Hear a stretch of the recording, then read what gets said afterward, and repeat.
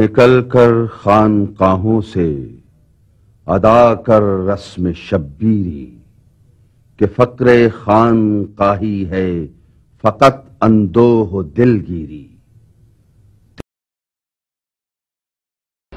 کہ جو لقب علامہ کو رسالت مآب صلی اللہ علیہ وسلم کی بارگاہ مبارک سے عطا ہوا کہ آپ گلشن نبوت صلی اللہ علیہ وسلم کے بلبل ہیں.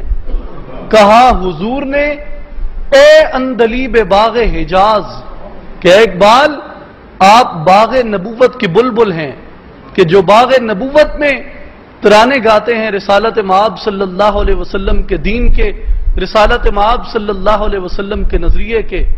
اور کلی کلی ہے تیری گرمی نواز گداز، کہ اس چمن کی جو کلیاں ہیں وہ اقبال کے ترنم سے، وہ اس بلبل کے ان نغموں کے تلاطم سے وہ پگھلتی جاتی ہیں، ان میں گداز پیدا ہو جاتا ہے.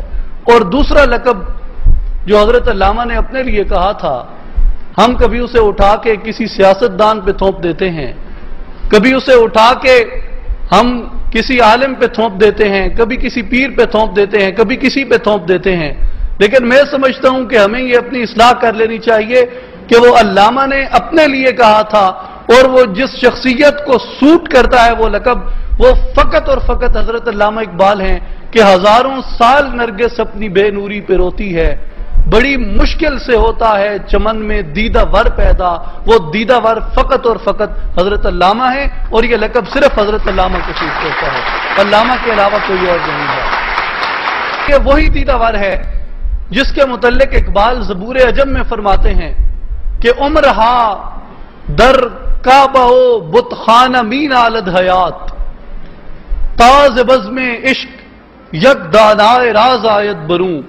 کہ ہزاروں سال، کئی صدیاں زندگی عبادت گاہوں کے اندر اور کعبے کے اندر نوحہ کرتی ہے، وہاں روتی ہے، وہاں فریاد کرتی ہے، اور ہزاروں سالوں کی، کئی صدیوں کے اس آہوزاری کے بعد، زندگی کی اس مناجات کے بعد، زندگی کی ان آرزوؤں اور زندگی کی ان تمناؤں کے بعد بزم عشق سے ایک دانائے راز پیدا ہوتا ہے. اور حضرت علامہ اقبال وہ دانائے راز ہیں، جس میں حضرت علامہ اقبال نے یہ کہا کہ سرود رفت باز آید کنایت، کہ جو مزہ گزرا ہے، جو لطف آیا ہے، کیا یہ لطف اب دوبارہ آتا ہے یا نہیں آتا.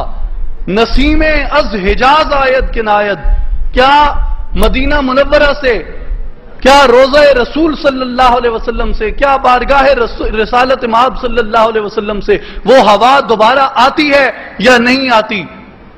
میرے بڑے بھائی اجمل نیازی صاحب تشریف فرما ہیں، یہ اہل سخن اس بات کو جانتے ہیں کہ نسیم از حجاز آیت کنایت، یہ کس کی طرف اشارہ تھا. وہ نسیم از حجاز کون ہے؟ وہ کون آیا تھا جس کے لیے اقبال نے کہا کہ نسیم از حجاز آیت کنایت؟ مدینہ طیبہ کی وہ ہوا، مدینہ طیبہ کی وہ بہار، وہ حضرت علامہ خود ہی تو تھے کہ جو کہتے ہیں کہ اب اقبال آیا ہے، پتہ نہیں اب دوبارہ یہ اقبال آئے گا یا نہیں. یہ اقبال گنبد خضرا سے چلی ہوئی اس ہوا کا جھونکا ہے، اور وہ نسیم از حجاز وہ حضرت علامہ کی اپنی ذات ہے.